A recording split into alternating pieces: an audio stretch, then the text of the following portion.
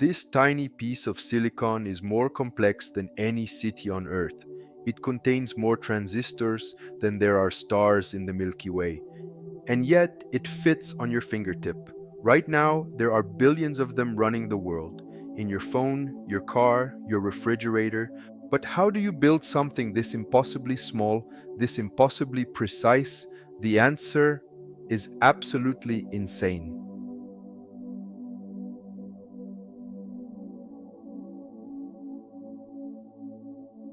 In 1947, three scientists at Bell Labs invented the transistor. It was the size of your thumb. Today, a single chip contains over 100 billion transistors, each one smaller than a virus. A human hair is about 70,000 nanometers wide. Modern transistors, 3 nanometers. That's 23,000 times thinner. Only a handful of facilities on Earth can make chips this small. The machines that build them cost over $150 million each.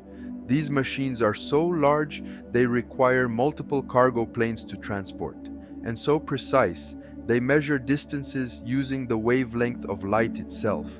The factories that house them, called fabs, are the most expensive buildings ever constructed. Some cost over $20 billion. Inside, the air is 10,000 times cleaner than a hospital operating room.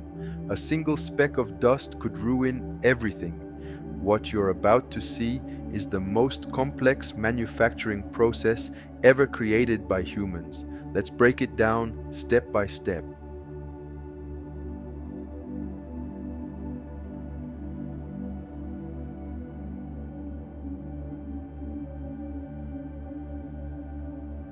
It all starts with sand, but not just any sand. We need silicon dioxide, the purest form of quartz. This special sand is mined from only a few places on Earth. Australia, Brazil, and North Carolina have the richest deposits. The quartz is heated to over 2000 degrees Celsius with carbon. This strips away the oxygen, leaving raw silicon. But this silicon is still only 98% pure. For microchips, we need something much, much better. Through a process called the Siemens method, the silicon is converted to gas, then deposited back as a solid, atom by atom. This creates polysilicon, now 99.9999999% pure. That's 9 nines of purity. To put that in perspective, this silicon is 1 billion times purer than gold. It's the purest material humans have ever created. Now comes the magic. A tiny seed crystal is dipped into a crucible of molten silicon heated to 1400 degrees. As the seed is slowly rotated and pulled upward, silicon atoms arrange themselves into a perfect crystal lattice following the seed's structure. Over many hours, a massive cylinder of single crystal silicon emerges. This is called an ingot, and it can weigh over 200 kilograms. Every single atom in this cylinder is perfectly aligned. If even one atom is out of place, the entire ingot is ruined. The ingot is then sliced into thin wafers using diamond-coated wire saws. Each cut must be incredibly precise. These raw wafers are about as thick as a credit card. But they're far from ready. The surface is rough and scratched. Each wafer undergoes chemical mechanical polishing, a combination of abrasive particles and chemical reactions that creates an atomically flat surface. The result is a surface so smooth that if you scaled it up to the size of a football field, the biggest bump would be half a millimeter tall. This mirror-like wafer will become the foundation for hundreds of individual microchips. But first, it needs to enter the clean room. The wafer is loaded into a sealed carrier called a FOUP and transported through the fab by an automated overhead system. Humans who enter must pass through air showers and wear full-body suits. Even breathing too hard could contaminate the wafers. The clean room is bathed in yellow light because the wafers are coated with light-sensitive chemicals. Normal white light would ruin them. Air flows constantly from ceiling to floor through HEPA filters, carrying away any particles before they can settle on the wafers. In a Class 1 clean room, there's less than 1 particle per cubic foot. Your bedroom has about 1 million particles in the same space. Now the real magic begins. The wafer will go through over 1,000 individual processing steps over the next 3 months. First, the wafer enters an oxidation furnace. At over 1,000 degrees, oxygen reacts with the silicon surface, creating a thin layer of glass.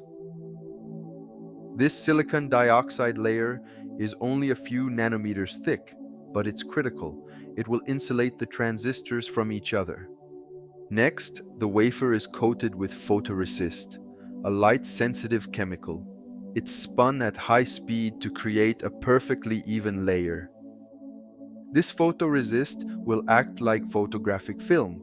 Where light hits it, the chemistry changes, creating a pattern we can use. The coated wafer is baked to harden the photoresist. Now it's ready for the most critical step in the entire process. It's time to meet the most advanced machine humanity has ever built, the extreme ultraviolet lithography system.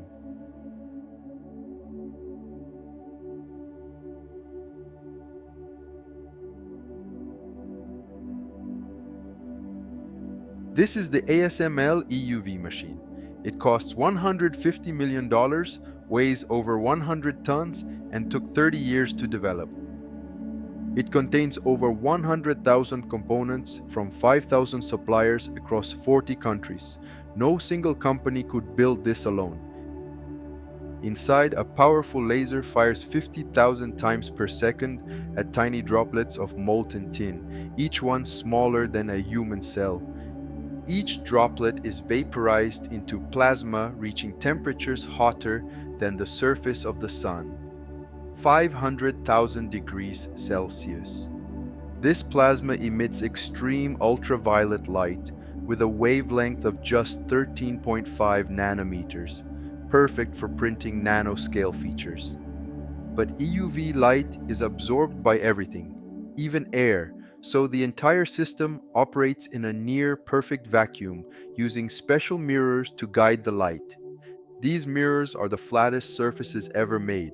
If scaled to the size of Germany, the biggest imperfection would be 1 millimeter tall. The EUV light passes through a mask, a glass plate with the circuit pattern we want to print. These masks cost millions of dollars each. The pattern on the mask is reduced 4 times and projected onto the wafer. Features that are 12 nanometers on the mask become 3 nanometers on silicon. The wafer sits on a stage that moves with nanometer precision, positioning accuracy of 1/1,000,000th of a millimeter. Where the EUV light hits the photoresist, the chemical bonds break. The exposed areas become soluble and can be washed away.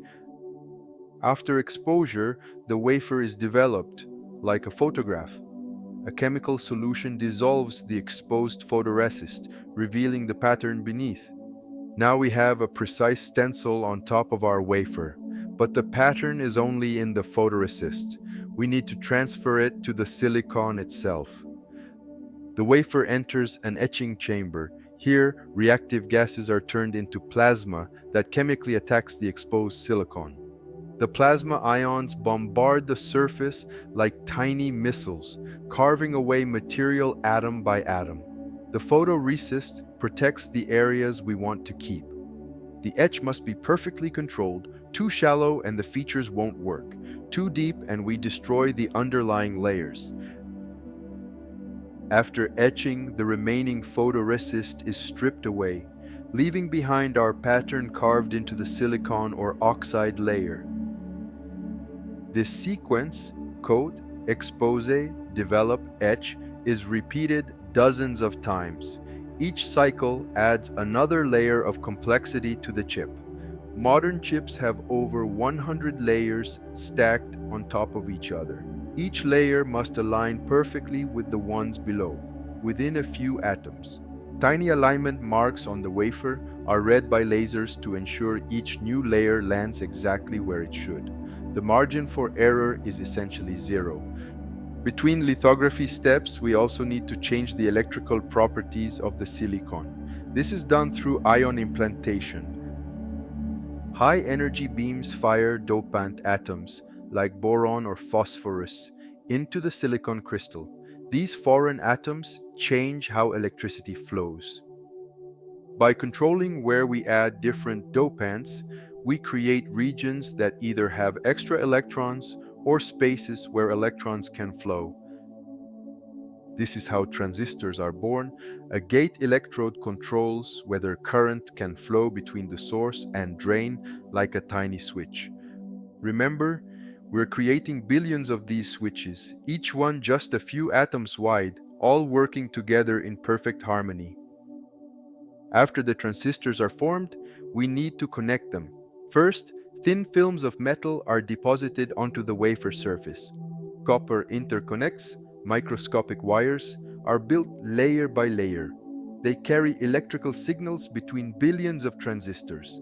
If you could see a cross-section, you'd find transistors at the bottom with a skyscraper of metal wiring above, sometimes 15 layers tall. Each metal layer must be polished flat before the next can be added. Any unevenness would cause the layers above to fail. From start to finish, a wafer spends about 3 months in the fab, passing through over 1,000 individual processing steps. So far, we've turned sand into silicon, grown perfect crystals, printed with light hotter than the sun, and carved features smaller than viruses. But we're not done yet. Right now, we have a wafer covered with hundreds of identical chips. They still need to be tested and separated. And here's the terrifying truth: not all of them will work. A single atom out of place can kill an entire chip. The percentage of working chips, called yield, can be as low as 50% for cutting-edge processes. Half of everything we made is garbage. When each wafer costs tens of thousands of dollars to produce, those failures add up fast. This is why advanced chips are so expensive. Let's see how we separate the winners from the losers and turn raw silicon into the chips that power your devices. Before cutting the wafer, every single chip is tested. A probe card with hundreds of tiny needles touches each die. These probes send electrical signals through the chip, checking if every circuit responds correctly. A full test takes just seconds. A wafer map is generated showing which chips passed and which failed. Green means good. Red means that chip will never see the inside of a computer. Failed chips are marked with ink dots. They'll be discarded after cutting. Some companies sell partially working chips as lower-tier products. A diamond-tipped saw, spinning at 60,000 RPM, cuts the wafer into individual dies. Each cut is thinner than a human hair. The wafer is then broken apart along the score lines. What was once a single piece of silicon is now hundreds of individual chips. Robotic arms pick up each good die with incredible precision. These bare chips are fragile and must be handled in clean conditions. The die is attached to a substrate, a small circuit board that will become part of the final package. Adhesive or solder bonds them together. Microscopic gold or copper wires are bonded from the chip to the substrate, creating electrical connections. Some chips need hundreds of these wires. Advanced chips use flip chip bonding instead. Tiny solder bumps connect the chip face down to the substrate for better performance. The delicate chip is then encased in protective epoxy. This black material you see on finished chips protects them from damage and moisture. High-performance chips get metal heat spreaders. Without them, the chip would overheat in seconds and destroy itself. Different applications require different packages. Some have pins underneath, others around the edges. Others use ball grid arrays.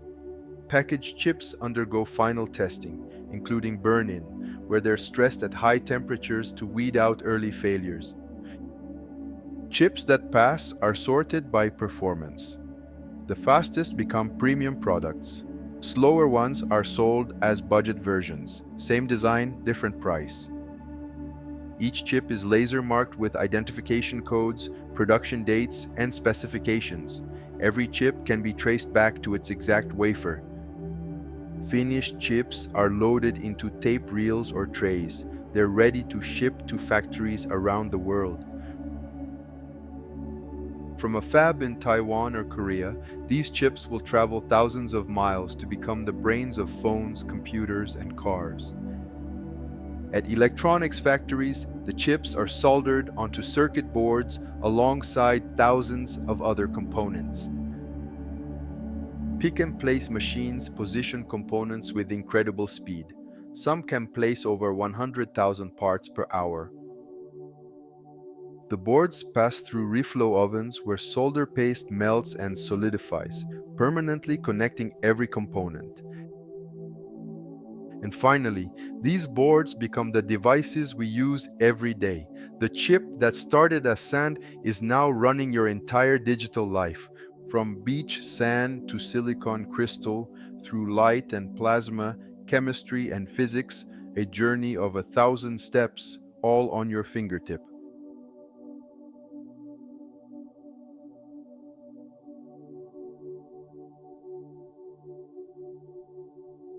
For 50 years, the number of transistors on a chip has doubled roughly every 2 years. This is known as Moore's Law. But we're approaching physical limits. When transistors are just a few atoms wide, quantum effects start to cause problems. Electrons can tunnel through barriers they shouldn't be able to cross. The switches that should be off start leaking current. Engineers are exploring new solutions, different materials, three-dimensional stacking, even using light instead of electricity. We're already stacking chips vertically, cramming more computing power into the same footprint by going up instead of shrinking further. Chiplet designs combine multiple smaller chips in one package. If one part fails, only that chiplet is lost, not the whole thing. There's also a geopolitical dimension. Over 90% of advanced chips come from Taiwan. That concentration worries governments worldwide. Hundreds of billions of dollars are being invested to build new fabs in the US, Europe, and Japan. A new chip race is underway. There are environmental challenges too. A single fab uses millions of gallons of ultra-pure water daily and consumes enormous amounts of electricity. The industry is working on sustainability, recycling water, using renewable energy, and finding less toxic chemicals for manufacturing. Whatever comes next, whether it's AI, autonomous cars, or brain-computer interfaces, it will all depend on chips even more advanced than today's.